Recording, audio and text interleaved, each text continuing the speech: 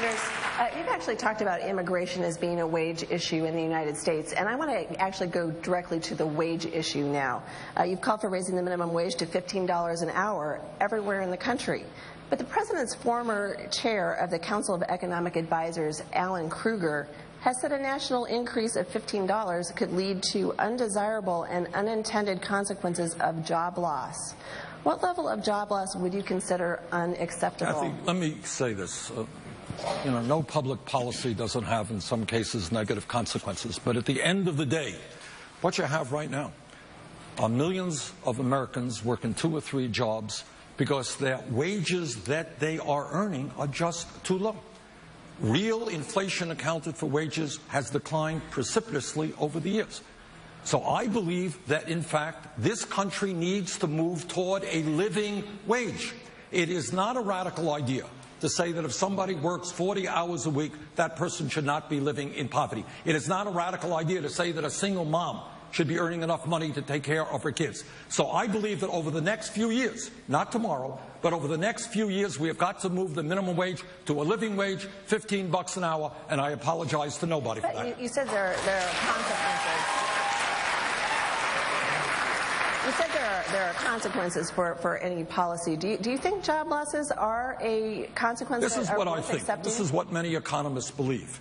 That one of the reasons that real unemployment in this country is 10%, one of the reasons that African American youth unemployment and underemployment is 51%, is the average worker in America doesn't have any disposable income. You have no disposable income when you're making 10, 12 bucks an hour. When we put money into the hands of working people, they're going to go out buy goods, they're going to go out buy services, and they are going to create jobs in doing that. Kathy. That is the kind of economy I believe. Put money in the hands of working people, raise the minimum wage to $15 an hour. Kathy, this was not merely theory in Maryland. We actually did it.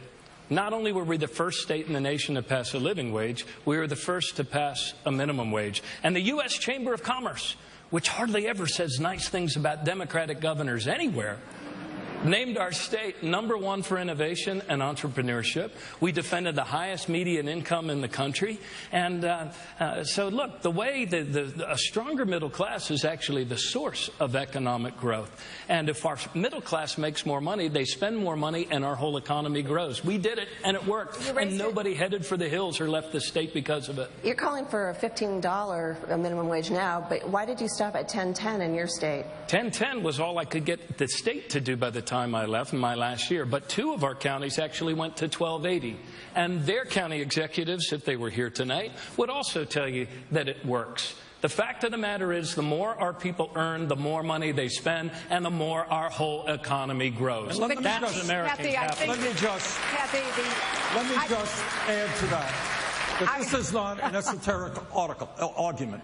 Okay. You're seeing cities like Seattle, you're seeing cities like San Francisco, cities like Los Angeles doing it, and they are doing it well, and workers are able to have more disposable income. But I do take what Alan Krueger said seriously. He is the foremost expert in our country on the minimum wage and what its effects are. And the overall message is that it doesn't result in job loss. However, what Alan Krueger said in the piece you're referring to is that if we went to $15, there are no international comparisons. That is why I support a $12 national federal minimum wage. That is what the Democrats in the Senate have put forward as a proposal. But I do believe that is a minimum. And places like Seattle, like Los Angeles, like New York City, sure, they can go higher. It's what happened in Governor O'Malley's state. There was a minimum wage at the state level, and some places went higher. I think that is the smartest way to be able to move forward, because if you go to 12, it would be the highest historical average we've ever had. Yeah, but look, it should always be going up. I mean, with all due respect to Secretary Clinton. You would index it to the median wage. Of course, you would do the 12, and you would index it. But I think we need to stop taking our advice from economists on Wall Street and start taking advice. Well, when we talk about Wall Street, economists. Wall Street's a good issue to talk about. Model of economics. Let me just say, all right, Senator, you have given me the perfect segue. We are going to talk about Wall Street, but now we've got to go to do a commercial. We're cutting the end.